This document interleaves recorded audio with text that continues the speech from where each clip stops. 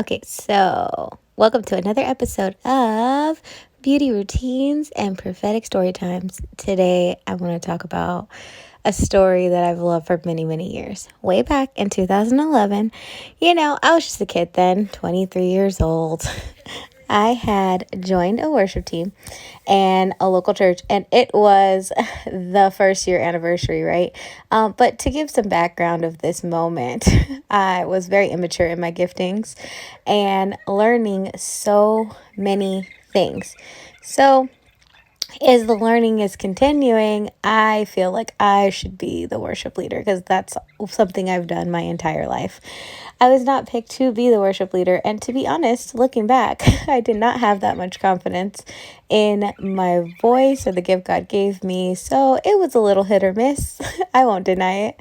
So, this anniversary happens, and it's a very prophetic church, and so, we're like in this space, this zone after the person prays, where like Holy Spirit really came, and He's there, right?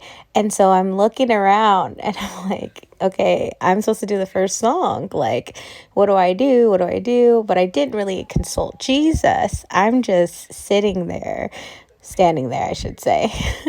Like, okay, like, what do I do? But I just needed to wait, right? I just needed to wait into the presence of God. And quite honestly, the song should have been skipped. But no, what does 23-year-old Lizzie do? Lizzie decides we're going to go for it with the song because I really wanted to sing that song that day. And, my flesh was just in control. So I'm like singing the song. It's like upbeat compared to where the presence of the Lord was.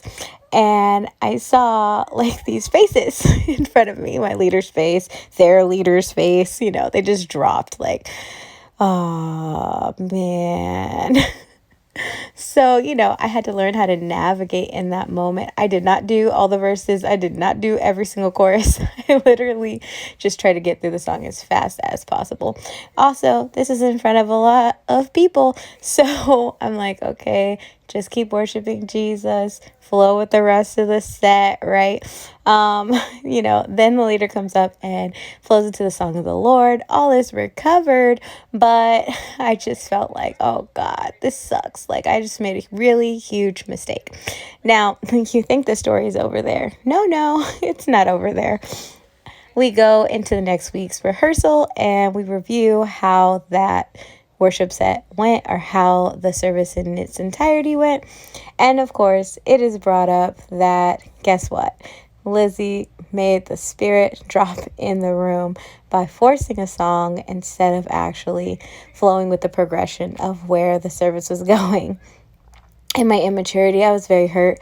I was feeling so rejected and bound up by the fact that I thought I could do it better than someone else that was picked.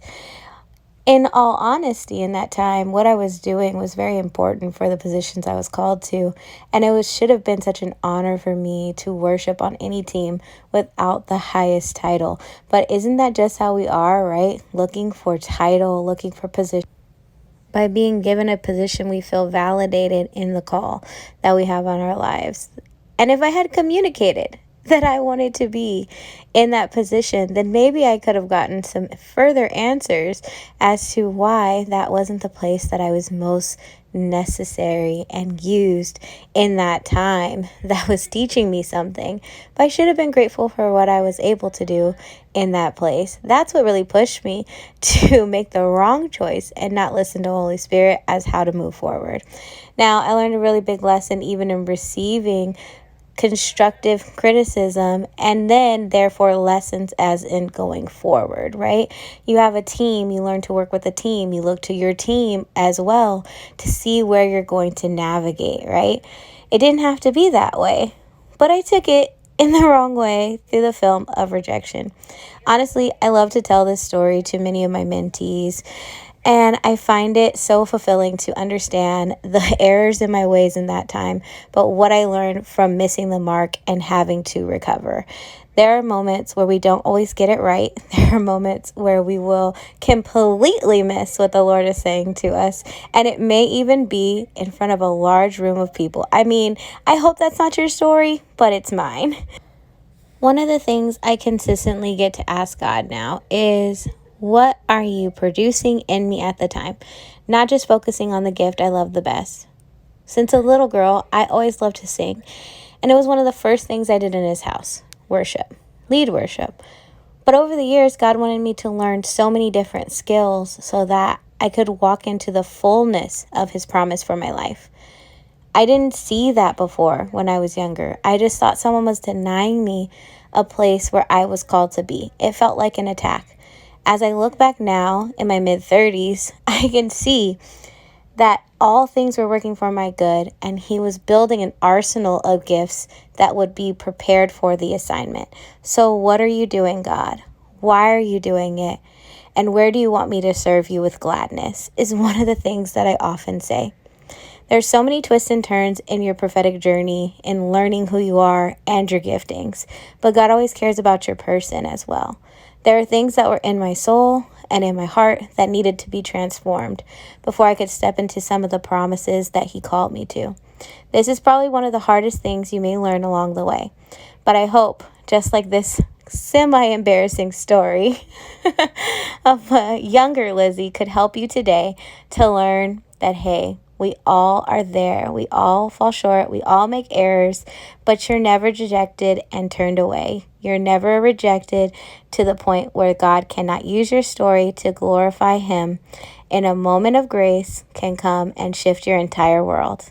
I hope you enjoyed this week's beauty routine and prophetic story time. I'm really having the time of my life finding out what he has next for me. Until next time, toodles!